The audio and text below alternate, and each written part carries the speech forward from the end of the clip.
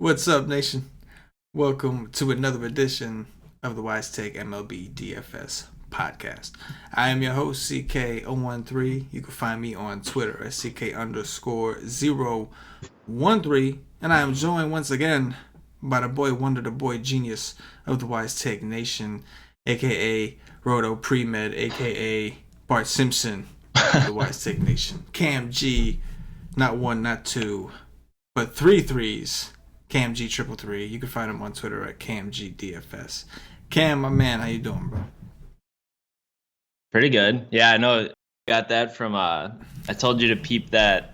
What was it? That live final. I was in like fourth for a little bit. Then Robles and Coors just couldn't do anything for me. And then the next day he went off for like a 35. I was like, are you fucking It's so joking? funny too, because like then Soto did that to everyone else yesterday. So like yesterday, Robles went off, and then Soto was like the chalk, and he didn't do anything. And then today, the Rockies, they were on an early slate, and today Soto dogs. Yeah. That's just of that's course, just right? the way of the world. It's just so fitting. Yeah, I'm good. I dodged like the Lyles chalk bullet, so that was good. Pivoted to I mean, not really pivoted because Erod was somewhat chalky, but Means and Erod. But then we were talking beforehand. I stacked the Orioles, and I think they were a good play, like 5-10% ish in like a really good hitter's ballpark against the White Sox, who have a terrible pitcher, but just couldn't get it done today. But other than that, I'm doing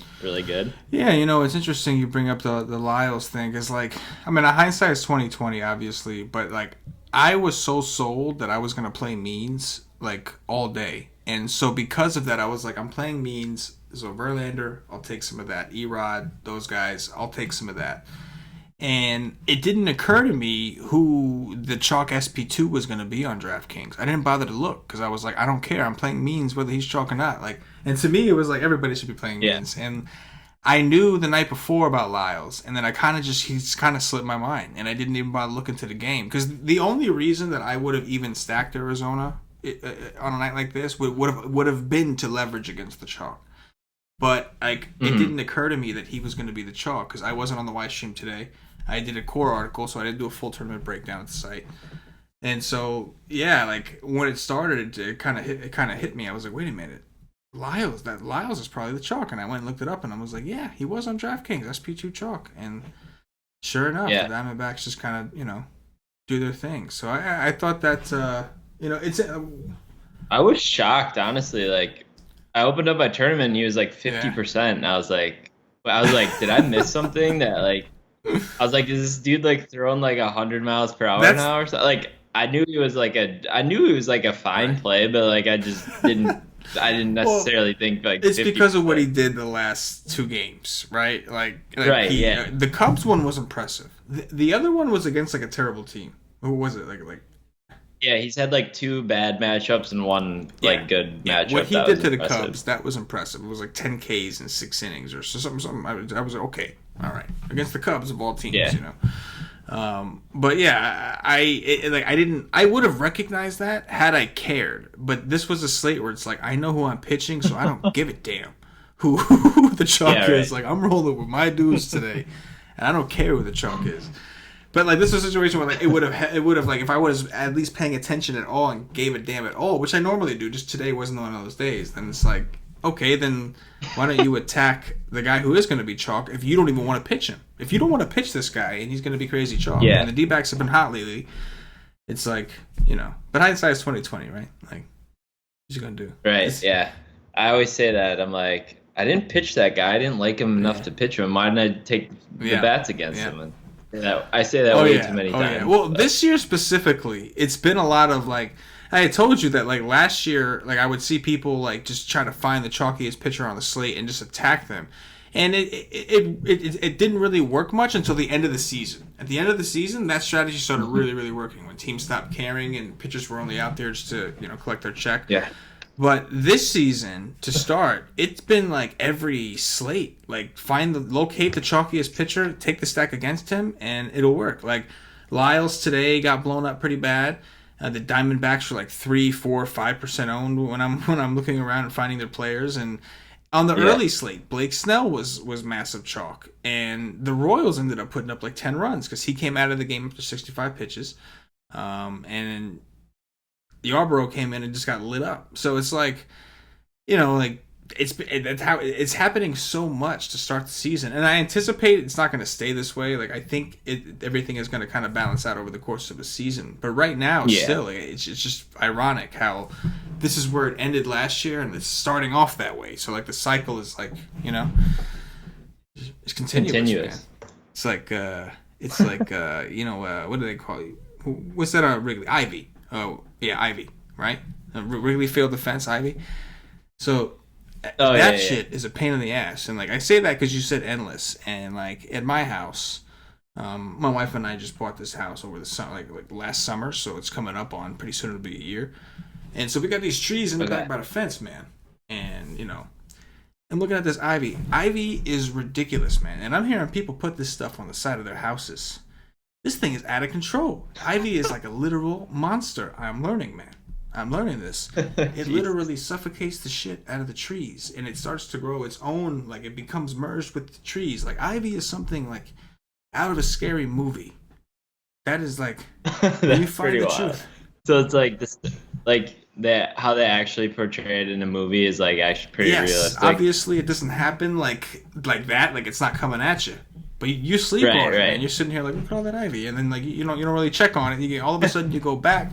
And what started off as like a little tiny stem is now a thick ass, like its own tree, merged within your other tree. And then now it's like slowly taking over. Like there's like a section of my backyard, right?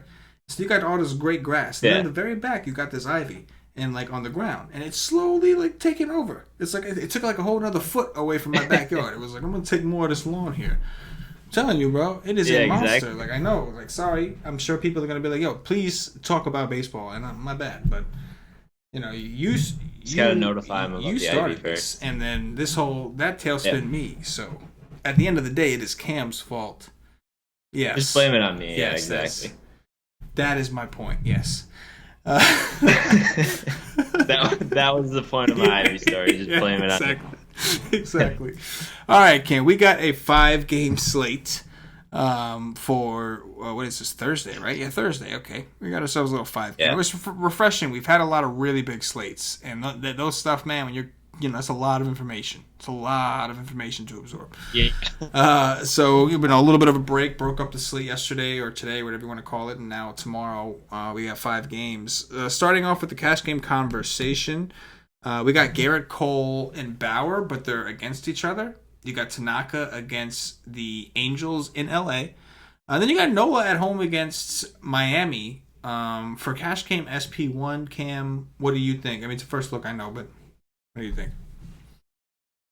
Yeah, I think Cash Game SP1, there's like just 2 pretty clear options here. It's going to be Garrett Cole going up against the Indians.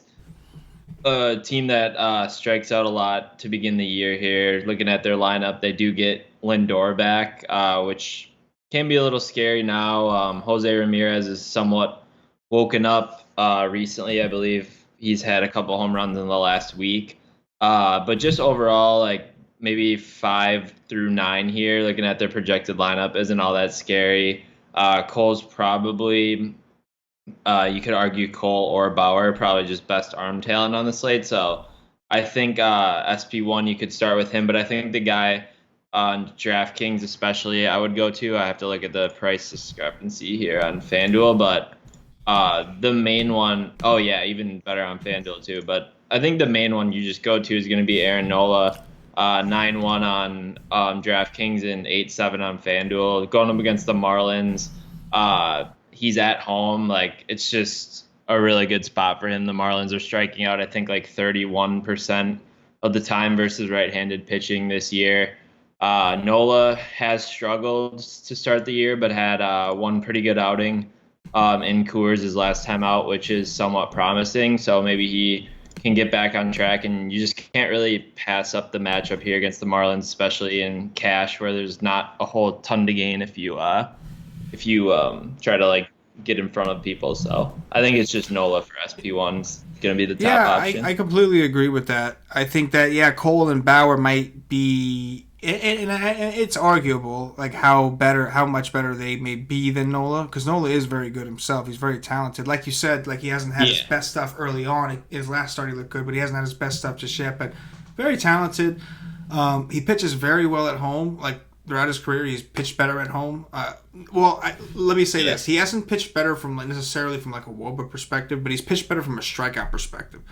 His strikeouts were a lot higher over his career at home. So I like that aspect. We got Miami. I pitched on the early slate. I pitched that Jeffrey Rodriguez dude against him. Like, if the pitcher has any kind of strikeout upside at all, I am cool with taking them against the Marlins.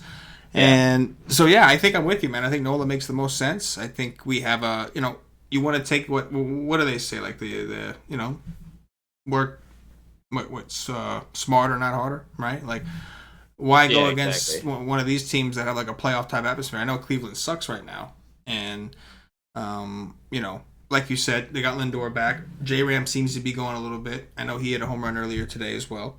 I think it makes a lot of sense. What from a tournament perspective for SP1s, Nola still is obviously very highly in play. He's got a very high ceiling, decent floor. But are you tempted to lean towards one of these other options in tournaments? Yeah, so in tournaments, I would probably still really consider Nola highly just because like the matchup's so good. So even if he's super chalk on a 5-game slate, I'm definitely fine with still playing him. Some of the tournament pivots that I would be looking to if you kind of want to get a little bit different off of maybe like Cole or Nola for SP1 would be Trevor Bauer actually going up against the Astros. This is kind of more, I mean, it's not a narrative, but like he's going up against Garrett Cole, who they were like UCLA teammates, and they like don't like each other at all. Cole's like made accusations about kind of like Houston's pitching staff in general about like cheating and using pine tar, so he could come out pretty fired up tomorrow and pitch like a really good game, and we know Bauer has the stuff to do it.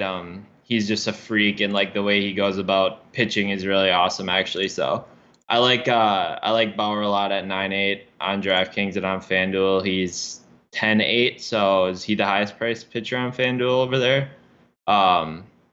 So that's kind of tempting too from a FanDuel perspective, because if he's the highest priced guy, I'm sure he'll probably get no ownership. People will just play Cole or play Nola. So I think Bauer's the SP2 pivot that I would prioritize mostly, just because of what I said previously. And then Tanaka at 9.3 is also fine. Like a pretty big breaking ball guy going up against this Angels team. We saw Herman do pretty well against them. I think it was yesterday.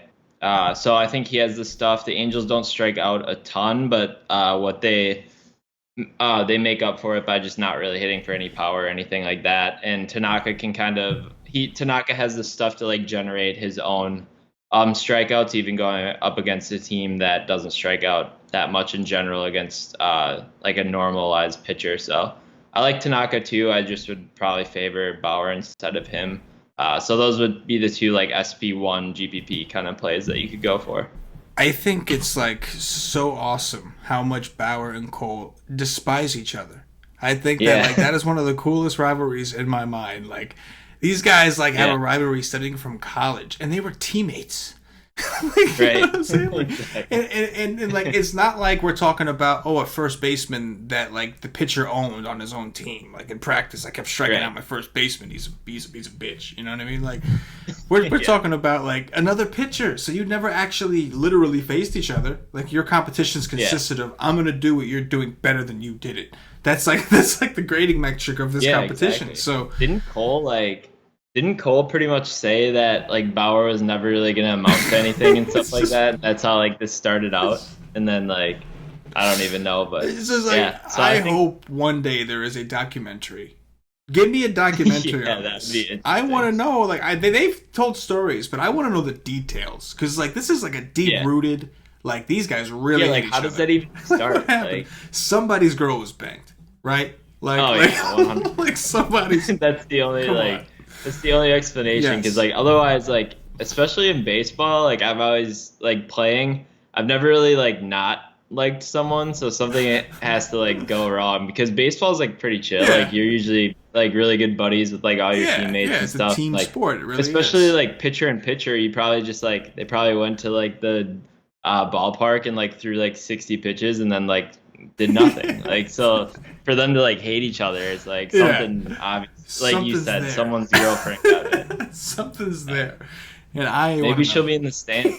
Maybe they're still together. Maybe Cole and his girlfriend wife are still together, and then Bauer's going to be pitching in front of him. So, yeah, Oh, that's a narrative though. I think that's pretty valid. But yeah. I'll definitely want to watch that game because that should be fun to Oh yeah. watch. Oh yeah. And like we've seen like last year, I know there were games where like Bauer like didn't have it all the way, and he would just like, I'm not coming out this game, and like they let him throw like 126 pitches, just some Yeah, random game, just because like they know this is beef. Is Cole still in the game? Then I'm not leaving this game.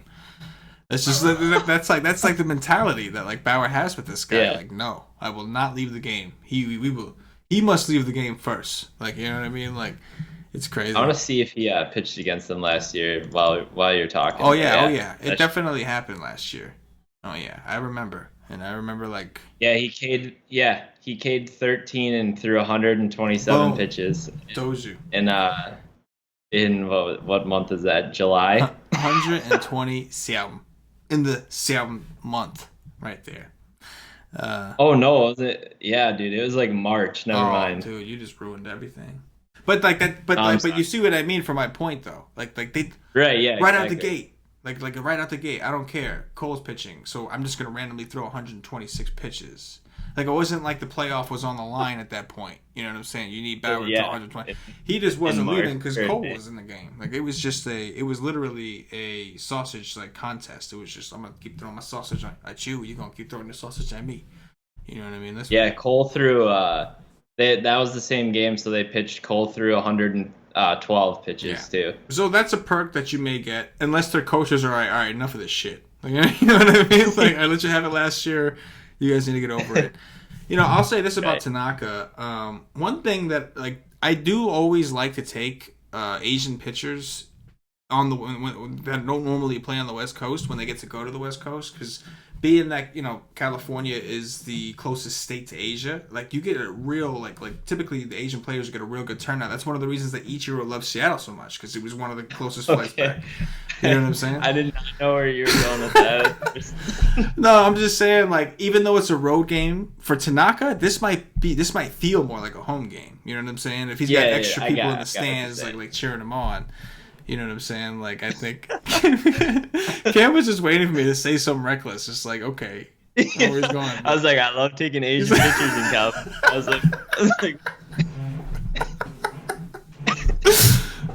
I don't know where you're going with this, so we'll see how it turns Yes, out. and I listen. I'm half Asian. I'm half Korean myself, man. So just so you know, There you so go. I do get a pass Yes, technically. that's- Just so you know, like if I Yeah, were to exactly. slip and have said something that was just like, wow, that was just a stereotype, and you were racist, like just know that that's my pass right there.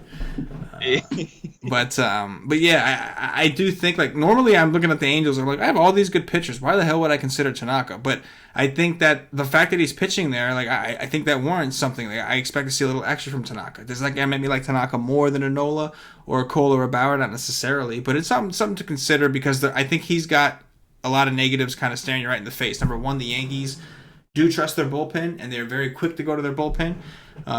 Number two, the Yankees have been dealing with a lot of injuries, so they're going to be extra cautious with their starting pitchers, because that's really all they have right now.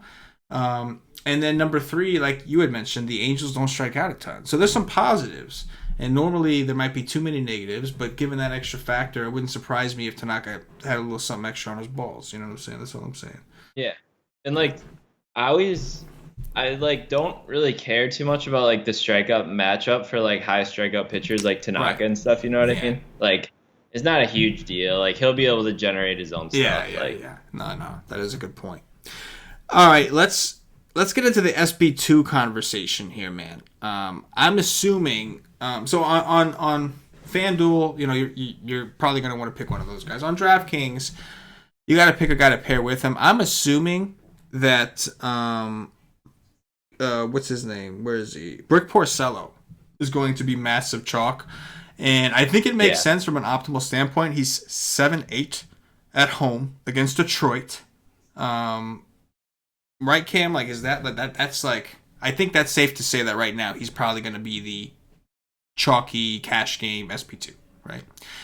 Yeah, I would say so. I mean, I feel like people will just like to pick on Detroit rather than picking on. And they're used to seeing him in the 8s and 9s. Teams. They're used to seeing Porcello's. Yeah. I know he's been bad, and there's a reason his price is down here. But that's what people are going to do. They're going to grab one of those studs, probably Nola, and they're going to pair him with Porcello. So we don't have to. He's really cheap on FanDuel too. He's only 6'7". And that's what I want to get into next. Like tournaments, right? Like we talked about potentially leveraging against the chalky pitcher in tournaments, right? Like this is a guy that's going to be popular on both sites. Like some people are going to take a shot with him. What is it, like 6-7 on FanDuel or some shit like that? Like he's extremely cheap, and then 7-8 on a 2-pitcher site. So where do you stand with Porcello? I know we got to dig into it tomorrow. We'll peel back the layers or whatever.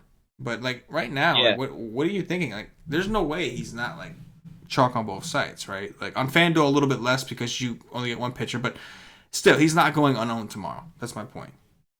Oh yeah, no, for sure. I'm with you. I would assume he'll be the highest owned, like kind of SP2 option and value pitcher option on tomorrow's slate, and like especially with a lot of the like teams that we have on the slate, like the Astros, Mariners, Yankees, and Phillies. Like even on FanDuel, I feel like a lot of people will go with him at 6-7 to try to pay up for bats. So he should be popular for sure, but I just don't.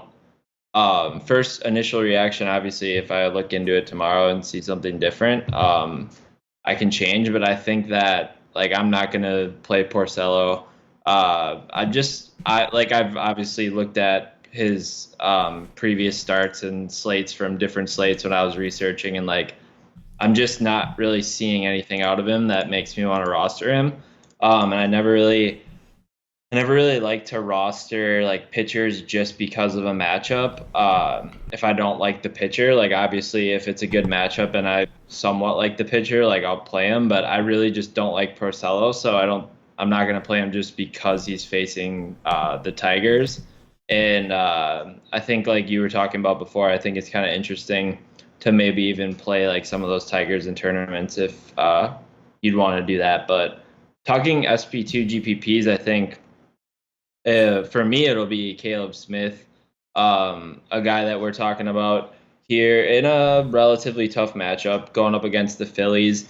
But Jason Vargas did pretty well against them today before they got to the Mets bullpen, obviously. But yeah, I mean, Caleb Smith is a guy. You were talking about Aaron Nola being up there with the likes of Trevor Bauer and Garrett Cole, but I think Caleb Smith could also be a guy maybe by the end of the year is considered with those four as well. Just looking at a lot of his stuff, he's got a really high like swinging strike rate, whisper swing, like strikeout percentage, just all over the place, like really good.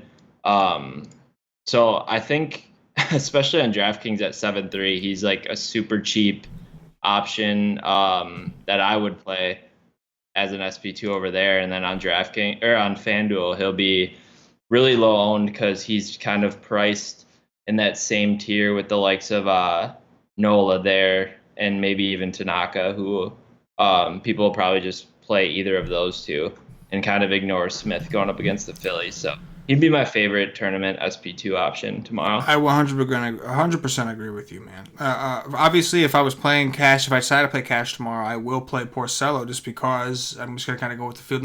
I don't think there's a need for me to take a necessary risk when I'm not getting rewarded, like I would be in a tournament. So, but in tournaments, I love Caleb Smith, man. I think that's a great call. I love him on both sides. I think on like you said, he's got upside. He's got massive upside.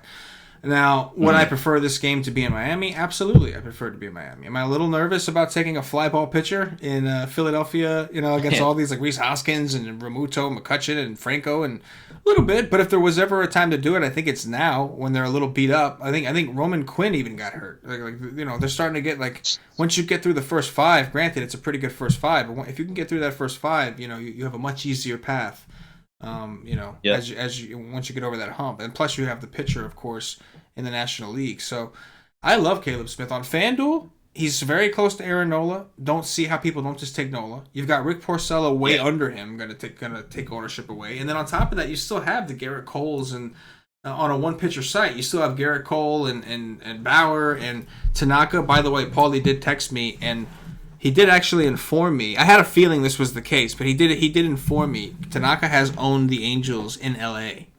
So I'm telling you, bro, it's a real thing, man. There you go. It's a real thing, bro.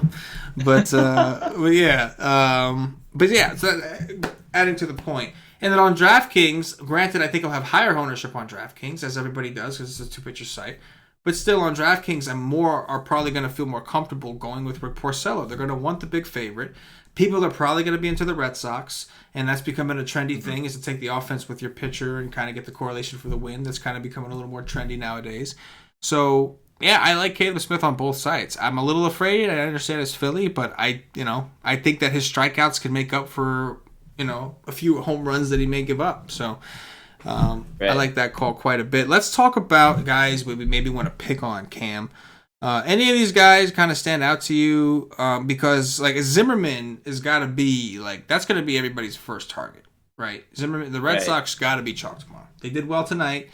They're at home again. They're projected for a buttload of runs, and they're playing Jordan Zimmerman, who's been bad. So, talk to me about the Red Sox. Are you interested? Do you see any pivots? Maybe if you're not, what do you think?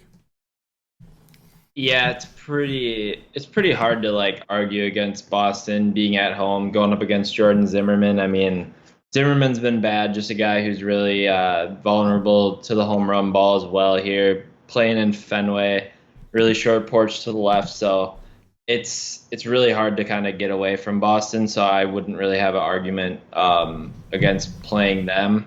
And you can get some value in with Boston nowadays. They just called up, Michael Chavez, I think. He's had 2 really good games. Oh, that dude's got some power, man. That guy, I look at his minor league numbers, man. That dude had some ice. Well, you know what I'm saying? He got busted for roids, I think. Someone was saying. He was my dude. He was suspended, so he's probably pretty ripped. So yeah, he's got some big pop. But I think he had 17. He had 17 DraftKings points again tonight, and he's pretty cheap. They don't have him in the projected lineup, but I can't imagine he wouldn't be in there. So you can round it out with some value there. Yeah, can't argue against Boston whatsoever. Yeah, initial look, I don't have any interest in those Phillies or Miami, or Philly or Miami offenses. Obviously not Miami, but Philly, really don't like that. I favor the Caleb Smith side. I mean, I don't know. I kind of like Detroit, honestly, for tournaments. I don't have any interest in the Angels at all. I think the Yankees are interesting. They got Sanchez back now. Voigt's been really hot. Gleyber Torres is always a guy I'm interested in. And then Clint Frazier, if he comes back from injury, has been mashing the ball. And Cahill is just a guy, while last year he was super good home road splits when he was in the Coliseum in Oakland. I wouldn't be shocked if that changes being in Los Angeles now. And he's just a guy who's super prone to getting blown up and can give up the long ball as well. So I think possibly the Yankees could be a tournament option. And then I kind of peeped at this guy, Taylor Hearn, for the Rangers beforehand. Looks like mostly just a guy who's pitched in minors like AA, AAA the last 2 years.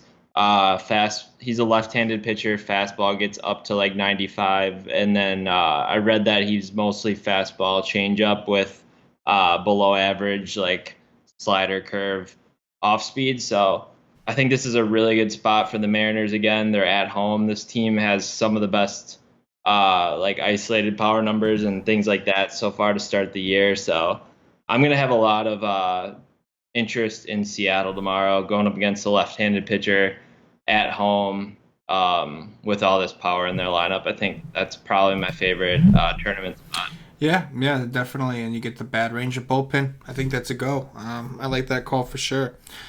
It's too bad the Rockies aren't on this slate because, I'm sure you would love to tap you in the tool. Dude, he's started to go off now ever since we tapped him in the two. That's it, man. I even told Paul, I told Paulie, he was in the 7th hole the other day, and he hit a dong. It was like tap you in the 7th. Yeah, dude. Hole. He's getting tapped in the 2-hole and then just hitting dongs. But yeah, I think it makes a lot of sense. We know what to expect tomorrow. With the Red Sox, will be chalk. You can try to get creative in who you play. You can try to avoid them. They're going to be popular, but it's nice to have the pivots. And I like what you said about Seattle for sure. But do you know who the BVIP play of the day is tomorrow? Who's that? The BVIP play of the day tomorrow is Gordon Beckham of the Detroit Tigers against Rick Porcello. He is 15 for 32 with 6 doubles. Granted, he only has 1 home run. But still, 6 RBIs, 3 runs, a stolen base. I know he's cheap on DraftKings because he's a Tiger. But that's how you start. Gordon Beckham. He was on Seattle for a little while. Sox, right? Yeah, he's been around. I know that. I know he's been around. Yeah. He was on I remember watching him in the College World Series. I think he played for Georgia or something. That was a long time. I didn't even know he had that many at bats against Isn't MLB. That so random? It's just so random. And of all people, it's Rick Porcello. How did that happen? Wow. Yeah, no. I don't even. Who would he have been playing for? I have no idea. I literally have no idea either. That's really funny. I don't know. I mean, I know maybe I'm trying to figure where he must have got the majority of these at bats from. I have no idea. He's on evidently the Tigers now, and granted, he's actually hot right now. His hard contact numbers and everything. He's actually hitting the ball really well right now. But he's always in my cheat sheet because I'm this guy's been crushing. He has, man. He has. He's had. But yeah, that's the Beaver play of the day. So the Tiger stack in tournaments definitely very interesting. For now on a first look, just knowing how popular Porcello is going to be. That's going to do it for the game by game or the slate breakdown. At this point, we'll do a cash game core on FanDuel and on DraftKings as we always do. Then we'll do some top threes and we'll get up out of here. But before that, Cam, I'm going to remind them, the listeners, the watchers, the viewers, if you haven't already, check us out at whitestake.com. Make sure you get over there. See what the Whitestake Nation is all about. We are a DFS premium content provider, but more importantly, we are a premium DFS community. Get yourself a day pass for $2.50. You'll get access to all the MLB content for 1 full day. That's Cam's Cheat Sheets. You'll get access to the Y Stream, which is a show we do 2 hours before lock. After our guys have done their research, you will get everybody. You get the tournament article, cash game article. You get all the MLB content we do, access to our projections, and that's $2.50. I do. Once you try out the content, once you see what it's all about, and you see the value in it. I do recommend you sign up for a monthly membership or higher. Number one, you will get access to the Slack chat that way. The day passes don't get you into the Slack. And number two, you'll save some money. So I think it's the right thing to do. The Slack chat is really where you want to be. Using the content in conjunction with talking to some of the other guys out there that are grinding it out every day. A lot of our members have been with us for a while, and they've gotten very, very good and a bunch of smart group of people. So I do recommend you get in there and talk it up with those guys. And obviously our analysts will come in and speak with them as well. And it's just it's a nation thing. It's a nation thing, right, Cam? Right? That's all you can say, really, right? I can sit here and try to explain it all day, but it's just a nation thing, Yeah. Cam knows. All right, Cam. Let's do a cash core. Do you have FanDuel open by any chance? I can open it up right now. Oh, I'm already here. It's cool. I just thought maybe you'd be prepared, being as that you're a med student and all, but I just got both salaries up on fucking lab, so I got both sides. There you go. Can't be in the duel. All right, so Aaron Nola cash on both sites, right? Should we just do that? And then on DraftKings, we already know Porcello. So DraftKings, Nola, Porcello. FanDuel, we have Porcello at 8 sal. Boston Red Sox. We got to start with a Boston Red Sox stud. Tap you. Mookie Betts or JD? That's just every day. That's the. If I had to pick between those two right now, it'd be JD for sure. JD only $4K on FanDuel. I say only. That's actually expensive, but you know what I mean. Not that expensive for a guy like JD Martinez. Let's see. JD. Moreland's been crushing it too over there for Boston. So All right. he's super cheap as well. All right, let's make that work then. Let's throw in some Mitch Moreland. Only 3,300 on FanDuel. How much is Moreland on DraftKings? 4,200. He's a little more expensive. That makes it somewhat, I don't know, but I think he's a really good cash play on FanDuel at 3.3. Yeah, no. Well, 4.2 is pretty similar. You know, it's not that large. What we need now is a value guy. We need to get ourselves a value dude that's going to allow us to take over the world. Let me check.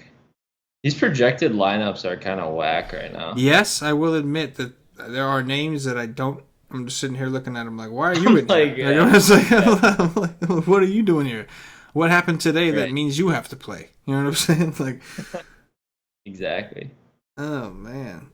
And then like we do have a lot of good pitching, so that actually does make it a little tougher. Yeah, exactly. The Mariners are actually pretty expensive on DraftKings. The Marlins are cheap, but we've got Nola. We don't want to do that. We've got Porcello. We don't want to take any Tigers. This is cash games we're talking about. So does that mean that we have to take like a fucking... Oh my god, it's like Kipnis? Or is there a cheap Yankee? Not really, no. Yeah, all like the really good spots are somewhat expensive to the point where there's not a whole ton of value. Yeah. I mean, this slate's kind of interesting because you do have like, it's kind of like really top tier pitching heavy. Yeah. I'd say like, I mean, in terms of cash, like you have Cole and Trevor Bauer, which kind of just crosses off like one whole game. Right. And then you got Tanaka and you got Nola, so you don't really want to necessarily play guys against those dudes in cash. Makes it tough. And then if you're playing Porcello in cash, because everyone else is, like, there goes the Detroit value. Yeah. You know what I mean? Yeah, no, exactly. It's like a much easier tournament slate at this point. I got a guy on DraftKings. I think Logan Forsythe we can take a shot on. He's been playing well. He's 3K on DraftKings. And he's second base eligible. Which is, against a lefty, which is typically, and he's second base eligible, which is usually a nice position to punt. The problem is on FanDuel, he's first base. So you're either taking up a utility or you're taking up a first baseman. But we could find a different player for FanDuel, and then I think we have a little core set. Yeah, I like that on DraftKings. That's a good call over there. He has been hitting the ball really hard the past like week or so. Yes. And I'm kind of getting a vibe that we're going to be looking at the Rangers could be one of those teams to get your value from. Yeah, it's got to either be from that game or like, I mean, I was trying to look at maybe like an Angel or something against Tanaka, but that's a tough ask. Oh yeah, it's rough, man. The whole situation, in fact, FanDuel is even worse. I guess you could do a Calhoun, but like he's not even that cheap, Yeah. I mean, on FanDuel, like, I mean, it's kind of gross for cash, but I'm just looking at right now the projected lineup they have for the Rangers. They have DeShields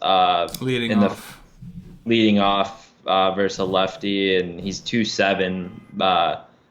Maybe he could get like steal potential or something, but I don't know, man. Like, it's kind of gross for value, honestly. It kind of makes you wonder if people are going to pitch Porcello in cash on FanDuel. Like, people are just going to be like, you know what? This is too hard. Like, I'm just going to do this, and I'll play all the Red Sox I want. That would be interesting. I think for this example, we'll go with either DeShields or Forsythe. DeShields we'll go with because that's an outfield slot, and, We'll close it there. Clearly, I'm very curious to see. I think Stevie's on the cash game. I don't know. Tomorrow it's Juan Bond on the cash games article tomorrow. So I'm very curious to see what he lands on. Let's do some top threes, Cam. Who are your top three pitchers tomorrow?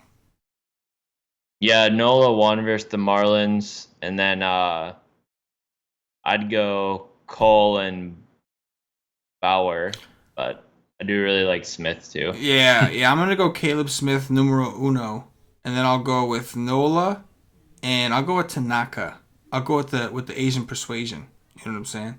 There you go. Asian persuasion right there. Asians in California. Asians in Cali, baby. Cam liked that narrative. Yeah. I might just lock him in. I'm just gonna lock that in just for the narrative. I can't wait till I pull that on you for like some random dude who's pitching in Gal. It's gonna be like CK. Hey, he's got a huge following. He usually has 5 fans in the stands. Now he's gonna have 50. Exactly. Top 3 stacks. Number 1, Mariners. 2, Boston. 3, Yankees. Yeah, Very convincing. Yankees? I just like those 2 for the most part. But no, I'm with you. I'm with you. I like Boston, Seattle, and then I'll go with the Tigers. Get some leverage action. You know what I'm saying? Some leverage action. Dong Watch, and we're out of here, Cam. Who's hitting home run tomorrow? Gotta cheat here. I'll go JD. I will have to take Mookie Betts in that case because one, if one doesn't, one will. So you got to, if you're playing a game right, picking exactly. home runs, it's like you have to. Let's go Domingo Santana. I love that call. I will go with. I'm gonna follow suit over there and go with. Let's go with Mitch Haniger. All right, I'll go Nico Goodrum. And I am gonna go with the BVP play of the day.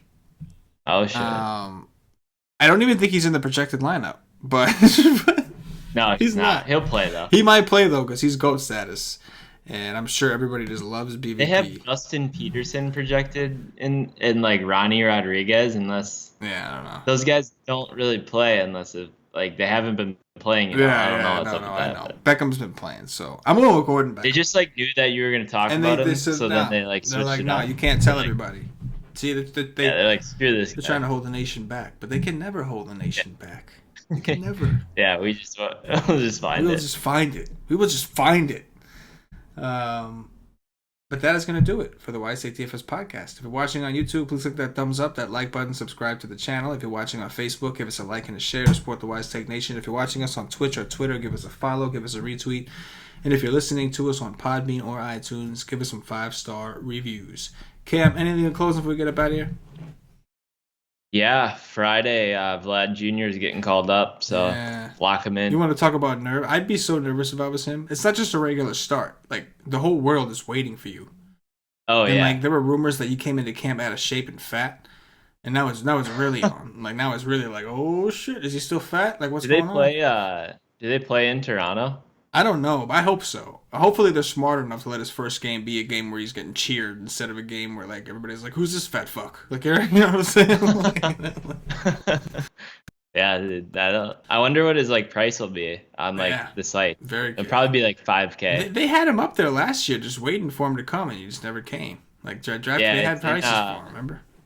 It's in Toronto versus Oakland. That'll be fun. Oh, dude. Oh, it's gonna be like Mike Fires. It is Mike Fires. It's gonna be. And then probably the next day it'll be Estrada. It'll be just glory. And then he'll have a day off. He'll go out like a G. And he'll have a day off on that third day. It'll be like the 2 nut reverse split matchups or something, and then he'll just go off. He'll just go nuts. That is awesome. Cam, appreciate you joining me, man. Always a blast to have you on, bro. Cam's been killing with the cheat sheets, guys. Cheat sheets have been red hot, man. I don't know if we have a newsletter that goes out to people that are on our mailing list, and it kind of gives you an update of the nation. Cam seems to be in that shit every week because of his cheat sheets. Awesome job, dude. Keep grinding it. You and Joey have been killing the live stream. Also, Fridays is usually Joey and Cam day, and they've been murking the live stream, man. The top stacks, the pitching, everything. Yeah, Fridays are fun. So Cam, appreciate the nation. Appreciate you, bro. Keep up the good work. We love Bart Simpson. You will always be 19 years old to the rest of us. That'll be, so just know that no matter how old that you may feel and get one day, we're always gonna look at you like a 19-year-old kid. So, perfect. There you go. Wouldn't want it any other way. That's it for KamG333. For myself, the entire Wise Take Nation. As always, good luck. Yeah.